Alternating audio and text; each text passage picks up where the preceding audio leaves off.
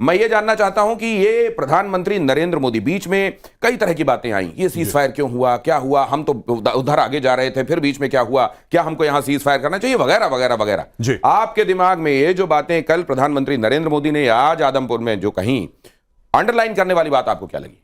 देखिए, मुझे ऐसा लगता है कि जो उन्होंने बोला ना कि न्यू नॉर्मल हो गया है, और उन्होंने ये बताया कि साहब देखिए, अगर आप हमला करेंगे फिर किस प्रकार से रिटेलिएट करना है, कब करना है, ये उन्होंने क्लियर कर दिया। और ये जो एयरबेस है आदमपुर का, इधर जाने का सबसे बड़ा जो महत्वपूर्ण मैं समझता हूं कि पाकिस्तान ने प्रोपेगेंडा करा था कि ये बेस हमने पूरा बर्बाद कर दिया और S-400 हमने बर्बाद कर दिया, और प्रधानमंत्री जी की बहुत खूबसूरत एक शानदार फोटोग्राफ आई, पीछे S-400 खड़ा हुआ था और वहां पे सारे फाइटर जेट्स थे और वहां पे वो संबोधन कर रहे थे। तो मुझे ऐसा लगता है कि बहुत बढ़िया इनकी तगड़ी विजिट रही है। जहां तक आपका सवाल है कि साहब आपने उस दिन बोला था और आपकी मुराद पूरी हो गई, डेफिनेटली पाकिस्तान को जितने भी फाइटर जेट्स के हमारे हार्ड पॉइंट्स थे, जितने भी जेट्स थे और जितने भी हार्ड पॉइंट्स थे, मुझे लगता है इन्होंने जो करना था एक्सपेरिमेंट सारा का सारा पाकिस्तान पे कराया, सारा का सारा, कुछ कसर नहीं छोड़ी कि ये वाला नहीं चला तो ये वाला नहीं चला, उन्होंने बोला सब चलाओ एक बार। और एक बात और समझ लीजिए कि भारत अभी तो उतना बता भी नहीं रहा है, क्योंकि भारत को बड़का मारने की आदत नहीं है, बड़े बड़े बोल बोलने की आदत नहीं है। भारत ने जितना मारा है असल में उससे कम ही बताया है, और उसकी वजह दो हैं। एक तो हमारा चरित्र ऐसा नहीं है कि हम इस तरह की बातों को बड़ा बढ़ चढ़ कर बताएं।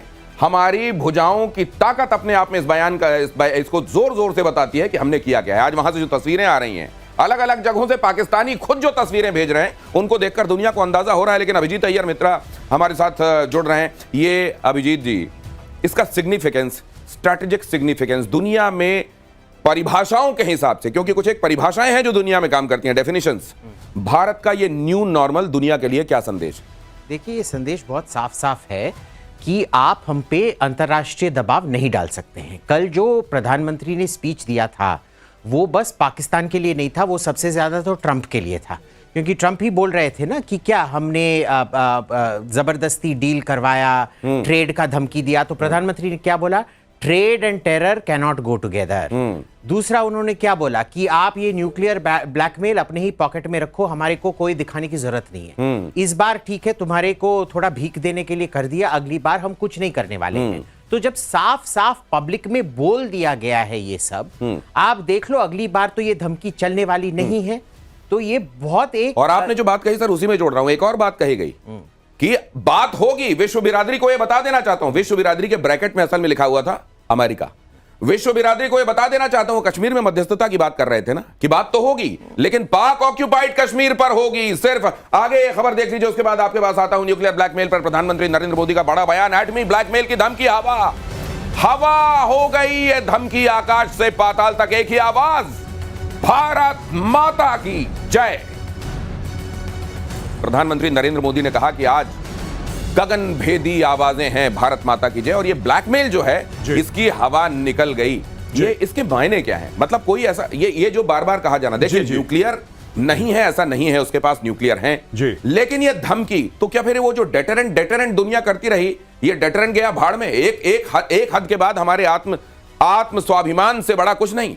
देखिए दिनेश, मैं आपको बताता हूं कि कई बार ऐसा हुआ कि पाकिस्तान ने हमारे ऊपर हमला करा, चाहे कन्वेंशनल करा चाहे आतंकी करा। कन्वेंशनल जैसे कारगिल हो गया, इन्होंने हाइट्स ऑक्यूपाई करी कारगिल में, और भारत ने फिर भी लाइन ऑफ कंट्रोल पार नहीं की, क्योंकि कहीं ना कहीं दिमाग में यह था कि भाई 1998 में इन्होंने एटमी धमाके करे हैं, it's a de facto nuclear state, हमारे ऊपर हमला कर देंगे, एस्केलेशन ऑफ कॉन्फ्लिक्ट हो जाएगा। यही 26/11 में यही हुआ, और हर समय आज तक यही होता चला आया है कि पाकिस्तान एक न्यूक्लियर अम्ब्रेला या न्यूक्लियर ओवरहैंग के तहत उसकी जो मर्जी हो वो करता है। पीके श्रीवास्तव एयर वाइस मार्शल, उनको इंतजार और आपको करना भी नहीं चाहिए सर। आज जिस तरह एयरबेस में जाकर जय जयकार हुई है, आपसे भी बात होगी, अपनी बात पूरी कीजिए जी। तो वहां पे ये सारी की सारी चीजें पाकिस्तान धमकी देता था दुनिया को, लेकिन अब भारत ने बोल दिया है कि इनकी धमकी खोखली है। अच्छा, न्यूक्लियर वेपन की ताकत क्या है? ये नहीं कि वो चलेगा तो शहर बर्बाद हो जाएगा। बात यह है कि nuclear weapons are supposed to prevent war, they are supposed to prevent, you know, कि मतलब वो बेसिकली डेटरेंट होते हैं कि भाई मेरे पास मत आना, मेरे पास न्यूक्लियर है। इंडिया ने बोला, जैसा आपने बताया, बिल्कुल ठीक बताया, कि अपनी जेब में रखो बेटा। क्या आपने बताया? जेब में रखो, अपनी जेब में रखो, तो जेब में रखो, कहानी खत्म। यानी कि प्रधानमंत्री मोदी कह रहे हैं कि हमें 2 रुपए का फर्क नहीं पड़ता है कि तुम्हारे पास न्यूक्लियर वेपन्स हैं कि नहीं हैं।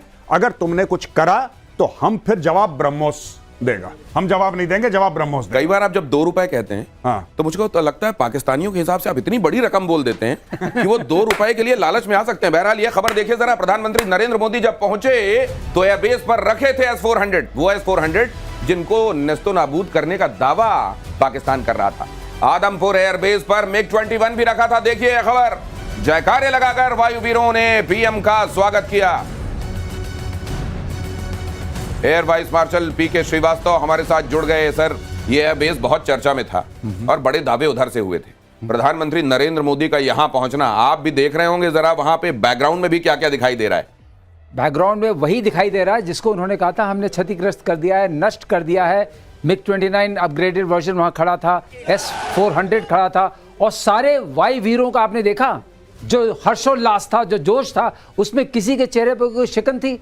अगर आपका एयरफील्ड बर्बाद हो चुका है, उसको डैमेज हो चुका है, हैंगर्स डैमेज हो चुके हैं, तो क्या आपको ऐसा माहौल दिखेगा? तो ये उसका एक आपका टाइटल है शो का, प्रतिशोध। ये उसका प्रतिशोध था कि ये देखो हम वहीं खड़े हैं जहां तुम कह रहे थे बर्बाद किया। अब आता हूं इनकी बातों पर। ये जो बातें करते हैं झूठ का जो वो फैलाया हुआ है, तो जिसे कहते हैं ना कि बड़ा हमारे पास पौवे पौवे नहीं है, हम यहां मार देंगे वहां मार देंगे। कहां मार देंगे आप? जिससे पहले आप मारेंगे हम पहुंच जाएंगे मारने के लिए। आप चिंता नहीं करिए, हमारे पास सटीक निशाना भी है और जहां आप हैं वो पता भी है। बाकी तो सब लोग जानते हैं और बहुत मीडिया में ये भी चर्चा हो चुकी है और बहुत सारे एनालिस्ट कह चुके हैं कि ये भारत की जीत है और पक्की वाली जीत है। ये पक्की वाली जीत वो भी है जहां आप वो तस्वीरें देख रहे हैं ना, जहां वहां पता नहीं चल रहा है कि यहाँ रेडिएशन हुआ है कि नहीं हुआ है, कोई इजिप्ट से विमान आया कि नहीं आया है, यहाँ क्या हो गया है। ये जरा ये जो चल रहा है ना, ये भी ऐसा घाव है ना जो दिखाते बन रहा है, ना बताते बन रहा है, ना सहलाते बन रहा है। जरा देखिए, जहां पहुंचे प्रधानमंत्री नरेंद्र मोदी, वो आदमपुर एयरबेस बहुत अहम है पाकिस्तान के लिए। काल रहा है ये आदमपुर एयरबेस, 1971 में यहीं से पाकिस्तान को सबक सिखाया गया था। ये आदमपुर एयरबेस, सर आप जरा ये बताइए हमारे लिए कितना महत्व का है ये?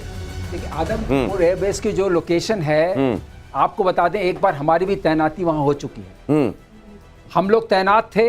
ये हमारा बहुत ही सेंट्रली लोकेटेड, बहुत फॉरवर्ड एयरबेस है जहां से हम कोई भी स्ट्राइक कर सकते हैं और वह पाकिस्तान की हर वो एयरफील्ड जो मैटर करती है इसकी जद में है। तो इसलिए ये एयरबेस अगर वो नष्ट करने की कोशिश कर रहे हैं और करना चाहते थे तो मैं उनको दाद देता हूं, कोशिश तो करते, लेकिन क्या कोशिश करते?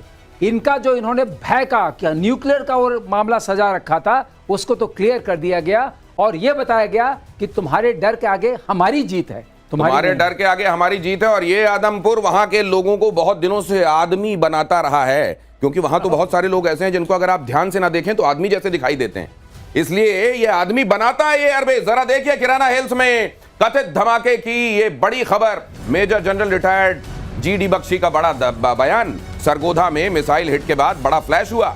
GD बख्शी कह रहे हैं किराना हिल्स के टनल में 7 न्यूक्लियर वॉरहेड होने की अटकलें। GD बख्शी ने यह भी कहा कि अगर यह सच है तो पाकिस्तान के 5-6 न्यूक्लियर वॉरहेड गए।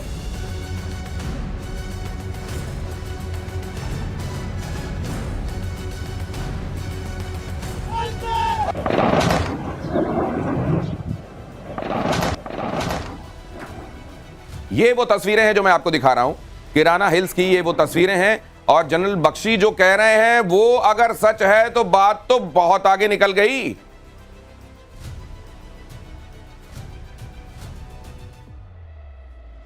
इंटरेस्टिंग खबर आई है, पुष्टि नहीं हुई है अभी तक, अटकलें लगाई जा रही हैं कि हमारे जो मिसाइल ने सरगोदा में हिट किया था, इतना बड़ा फ्लैश हुआ था, हम भी सोच रहे थे ये हुआ क्या है।